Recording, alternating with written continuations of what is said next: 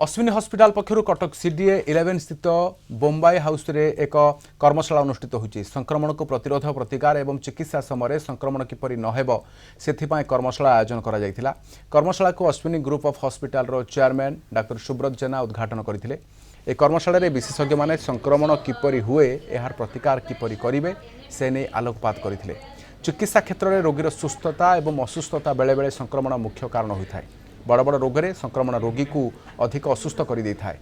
एथिलागी चिकित्सा करने समय चिकित्सकों को किभली प्रतिकार एवं सावधानता अवलंबन करने आवश्यक ताहा विषय विशेषज्ञ माने आयोजित कर्मशाला बुझाई कहिथिले।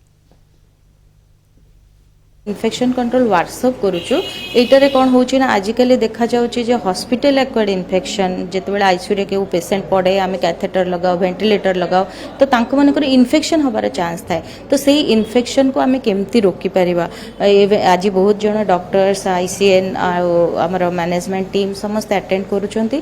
तो आमे सेटा देखुछु जे से इन्फेक्शन आमे केमती रोकी परिबा ताकि सेफर हेल्थ केयर एनवायरनमेंट आमे देई परिबा पेशेंट को एंड पेशेंट सुस्थ हे जेते जल्दी भल रही। Multi drug resistant organism usually लोक मैंने आजिकल एंटीबायोटिक अजथारे खाऊंती अधा डोज खाई बंद कर दौरान। सो यही सब case antibiotic drug resistant organism बढ़ी जाती। सो सेटा को आमे केमती रोकी परिबा वर्कशॉप रे मेन उद्देश्य आमे एई जो माने इन्फेक्शन कंट्रोल रो माने वर्कशॉप टा करिवार मूल उद्देश्य होची हॉस्पिटल रे इन्फेक्शन रेटा कमिबा दरकार एवं मु सबुठी माने कोठी कोन माने इन्फेक्शन केमती न होबो सेटा करिवा पई बहुत चेष्टा करे।